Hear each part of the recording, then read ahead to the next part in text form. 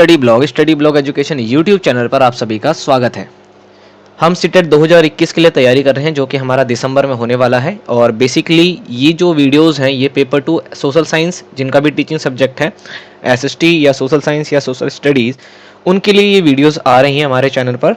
ठीक है, और इसमें हिस्ट्री, सिविक्स, जियोग्राफी, ये तीनों ही जो किताबें हैं तीनों ही कवर की जा रही हैं बेस्ड ऑन एनसीईआरटी बुक से ही बनाए गए नोट्स हैं, जो आपके काफ़ी ज़्यादा काम आने वाले हैं इस बार के एग्ज़ाम में।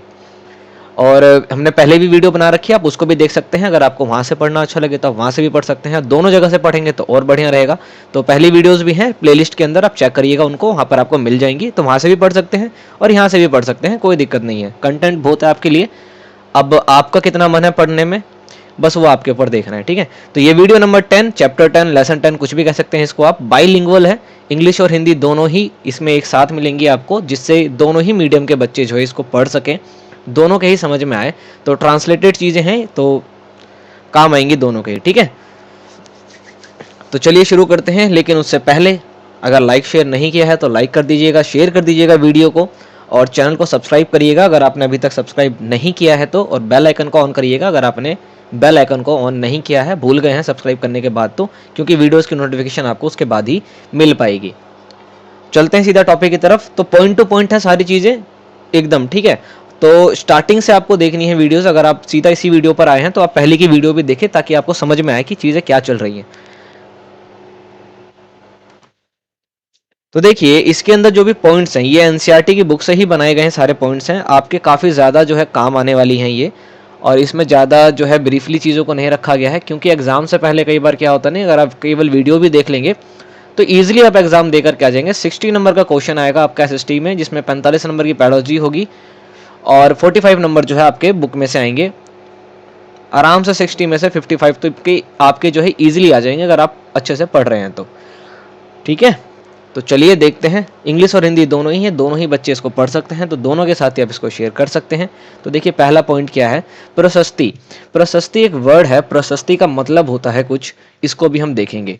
इसका मतलब होता है प्रशंसा, किसी को प्रेज करना। ठीक है, किसी की प्रशंसा लिखना, प्रशंसा करना, ये क्या कहलाती है, प्रशस्ति कहलाती है। ये आपको पता चल गया, आपको 1 नंबर का क्वेश्चन यहाँ से मिल गया।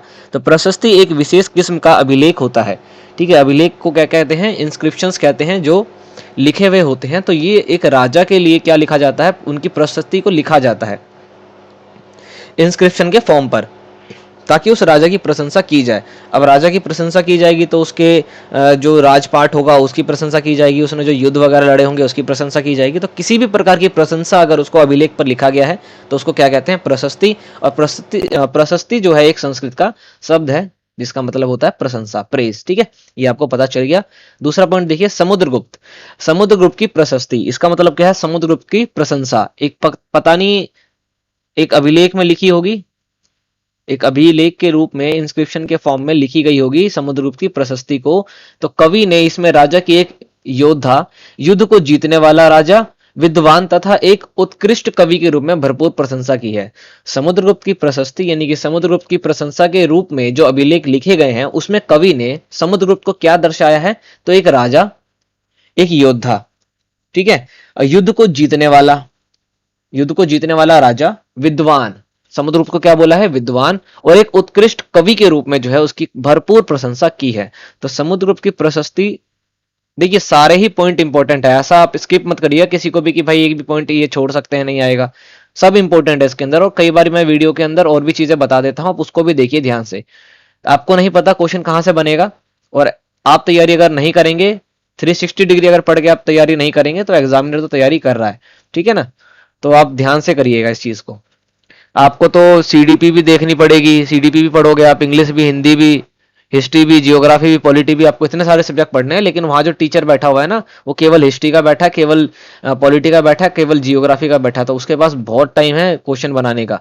तो इस प्रकार से आपको देखना है कि भाई आप तैयारी आपको करनी है। पेपर देख ही रहे हैं, 2 साल से एक बार में एक ही बार हो रहा है, जबकि एक साल में 2 बार एग्जाम हुआ करता था। ये 10 से 12% इसका सक्सेस रेट है, इतना हल्के में मत लीजिएगा एग्जाम को, बेशक आपको सवाल बहुत इजी लगे। तो इसलिए एंड तक देखिए वीडियो को, ध्यान से पढ़ते रहिए।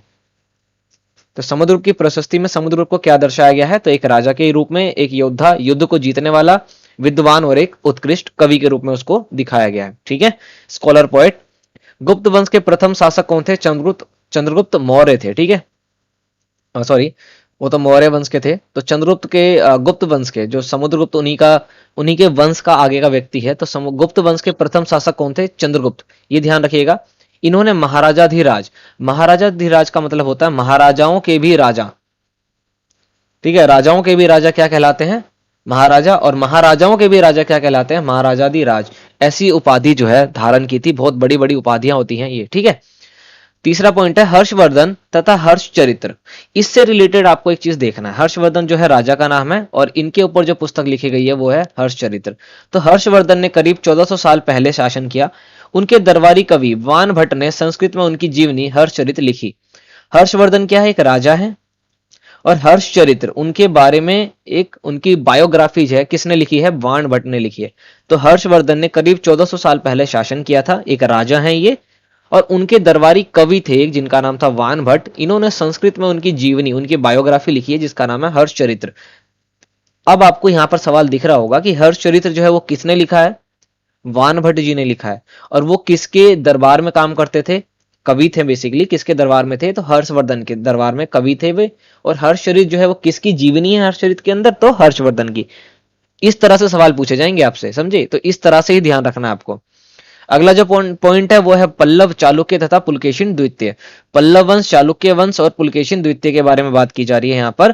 ठीक है, पल्लव का राज्य उनकी राजधानी कांचीपुरम के आसपास के क्षेत्रों से लेकर के कावेरी नदी के डेल्टा तक फैला था।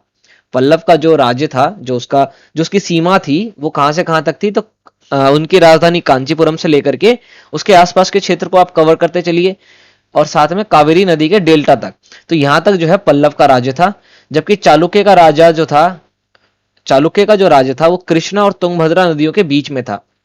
कृष्णा और तुंगभद्रा नदियों के बीच में ही कृष्णदेव राय, नाम ध्यान आया आपको? तेनाली रामा आप देखते हैं तो कृष्णदेव राय, रामा राय, ये जो डायनेस्टी थी, ये जो राजा थे, ये भी यहीं पर थे। हम्पी के लोग रहा करते थे यहाँ पर, मतलब यहाँ के जो लोग थे उनको हम्पी कहा जाता था। और विजयनगर साम्राज्य था यहाँ पर।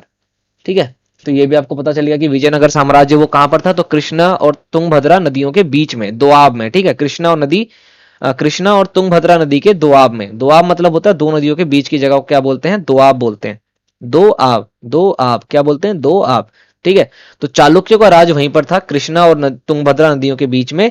जबकि पल्लवी की जो राज्य थी, यानी पल्लवों का जो राज्य था, वो कांचीपुरम से लेकर के कावेरी नदी के डेल्टा तक फैला हुआ था। इतना पता चल गया आपको। आगे देखिए, चालुक्य की राजधानी क्या थी? एहोल। मोस्ट इंपोर्टेंट क्वेश्चन है, आपको पता होना चाहिए कि भाई चालुक्य की राजधानी क्या है। एहोल उसकी राजधानी थी। और ये एक प्रमुख व्यापारिक केंद्र भी था, ट्रेड रूट था, पूरा ट्रेड सेंटर था ये बहुत बड़ा सा। ठीक है, तो मोस्ट इंपोर्टेंट चीज है, आपको पता होना चाहिए कि चालुक्य की राजधानी क्या थी? एहोल थी। और ये क्यों फेमस था? तो ये एक प्रमुख व्यापारिक केंद्र था। It was a major trading centre. Okay, Pulakeshin द्वितीय सबसे प्रसिद्ध चालुक्य राजा थे। जो पुलकेशिन द्वितीय थे, जिनकी हमने अभी बात करी, वो चालुक्य के ही राजा थे। ध्यान रखिएगा इसका। उनके बारे में उनके दरबारी कवि रवि कीर्ति द्वारा रचित प्रशस्ति थे, पता चलता है। प्रशस्ति अभी हमने पढ़ा था ऊपर। प्रशस्ति का मतलब होता है प्रशंसा करना, अभिलेखों के द्वारा प्रशंसा करना, किसी भी राजा के बारे में बताना। ठीक है, तो ये उनके दरबारी कवि, जिनका नाम था रवि कीर्ति, इनके द्वारा जो है पता चला हमारे को कि पुलकेशिन द्वितीय जो है वो चालुक्य के सबसे ज्यादा ही फेमस किंग थे। ठीक है, तो ये कुछ ही थोड़े से पॉइंट थे बस इसके अंदर, इस चैप्टर के अंदर, कि प्रशस्ति का मतलब क्या होता है। मोस्ट इंपोर्टेंट चीज है, इसका मतलब होता है प्रशंसा, लेकिन इसको अभिलेख के रूप में लिखा जाता है, बोला नहीं जाता बल्कि लिखा जाता है। समुद्रगुप्त की प्रशस्ति में क्या लिखा गया है? तो समुद्रगुप्त की प्रशस्ति में कवि ने समुद्रगुप्त को राजा की तरह, यानी उसके वो जो एक राजा था, समुद्रगुप्त तो एक राजा था ना, उसको एक योद्धा, युद्ध को जीतने वाला राजा, विद्वान और एक उत्कृष्ट कवि के रूप में बताया है। गुप्त वंश के प्रथम शासक कौन थे? तो चंद्रगुप्त। तो भैया पक्का चंद्रगुप्त ने ही गुप्त वंश को बनाया होगा, इन्हीं के संस्थापक भी होंगे, ये भी आपको पता होना चाहिए। इन्होंने महाराजाधिराज जैसी बड़ी उपाधि धारण करी। महाराजाधिराज का मतलब क्या होता है वो भी आपको पता चल गया। हर्षवर्धन राजा थे, इनकी पुस्तक, इनकी बायोग्राफी लिखी गई है, जिसका नाम है हर्षचरित्र। किसने लिखा है? तो वान भट्ट जी ने लिखा है। किसने लिखा है भाई? वान भट्ट जी ने लिखा है। ठीक है, ये आपको पता होना चाहिए। पल्लव, चालुक्य और पुलकेशिन द्वितीय।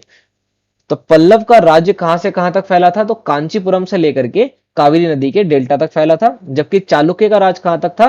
तो कृष्णा से तुंगभद्रा नदियों के बीच में था। और कृष्णा और तुंगभद्रा नदियों का जो दोआब होता है, वहां पर विजयनगर साम्राज्य भी था, जहां पर विजय क्या नाम बताया था मैंने, कृष्णदेव राय और रामा राय। कृष्णदेव राय सबसे फेमस थे। अब तेनालीरामा अगर आपने देखा होगा तो आपको पता होगा इजिली। ठीक है, तो ये भी आपको मालूम चल गया, एक्स्ट्रा पता होना चाहिए। और चालुक्य की राजधानी क्या थी? एहोल थी। ये प्रमुख व्यापारिक केंद्र था, मेजर ट्रेडिंग सेंटर था ये। और पुलकेशिन द्वितीय जो था वो किस राज्य से या किस वंश से बिलोंग करता था? तो चालुक्य वंश से बिलोंग करता था। और चालुक्य राजा था ये, तो चालुक्य वंश का सबसे प्रसिद्ध राजा था ये, सबसे फेमस राजा था ये भी आपको पता चल गया। और इसके बारे में पता कैसे चला? तो भाई इसके बारे में प्रशस्ति लिखी गई है, प्रशंसा लिखी गई है, प्रशंसा में अभिलेख लिखे गए हैं। किसने लिखा है? तो इनके दरबारी कवि थे जिनका नाम था रवि कीर्ति। क्या नाम था? रवि कीर्ति। तो इतनी ही बातें जो है इंपॉर्टेंट है, इतनी ही बातें आपको ध्यान रखनी है। छोटा सा चैप्टर था बट मोस्ट इंपॉर्टेंट चीज है ये। जितने भी चैप्टर इस बार हम पढ़ रहे हैं ये पूरी बेस्ड ऑन एनसीईआरटी है। और आपको पता होगा कि सीटेट जो है सीबीएसई ही कंडक्ट करवाती है और सीबीएसई एनसीईआरटी को प्रीफर करती है। तो आपको आंसर्स भी जो देने हैं वो एनसीईआरटी बेस पर ही देने हैं। तो एनसीईआरटी में जो लिखे हुए आंसर केवल वही दोगे आप, तभी आपको नंबर मिलेंगे। ठीक है, और नेगेटिव मार्किंग इसमें नहीं होती है। 150 में से 90 नंबर लेकर के आना पड़ता है। केवल जो है ये क्वालिफाइंग एग्जाम है, जिसके नंबर आ जाएंगे वो क्वालिफाई कर जाएगा। बाकी आप 90 के लिए तैयारी ना करें, आप 120 प्लस के लिए तैयारी करें तो ज्यादा बेहतर रहेगा।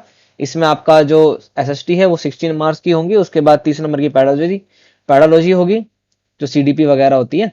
और 30 नंबर की जो आपकी इंग्लिश, 30 नंबर की हिंदी होगी। ठीक है, तो आपको प्रिपरेशन करनी है। आपको तो सारे ही सब्जेक्ट पढ़ने पड़ेंगे ना, एग्जामिनर तो एक के लिए एक बैठा हुआ है। तो एग्जामिनर जैसे तैयारी कर रहा है उससे ज्यादा तैयारी करनी पड़ेगी आपको, तब जाके आपके नंबर जो है वो आ पाएंगे।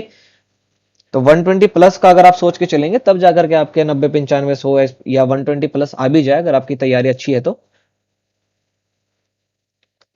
ये चैप्टर हमारा यहाँ पर कंप्लीट हो गया है। लाइक शेयर कर दिया होगा आपने, अगर नहीं किया है तो कर जरूर देना इसको। सभी के लिए सभी को कर दीजिएगा, क्योंकि ये क्लास 6 to 8 तक के भी बच्चों के लिए है। तो उनको भी अगर आप सेंड करेंगे तो उनकी भी पढ़ाई हो सकती है और वो भी ज्ञान ले सकते हैं। सब्सक्राइब करिएगा अगर आपने अभी तक सब्सक्राइब नहीं किया है, और बेल आइकन को ऑन करिएगा अगर आपने बेल आइकन को ऑन अभी तक नहीं किया है।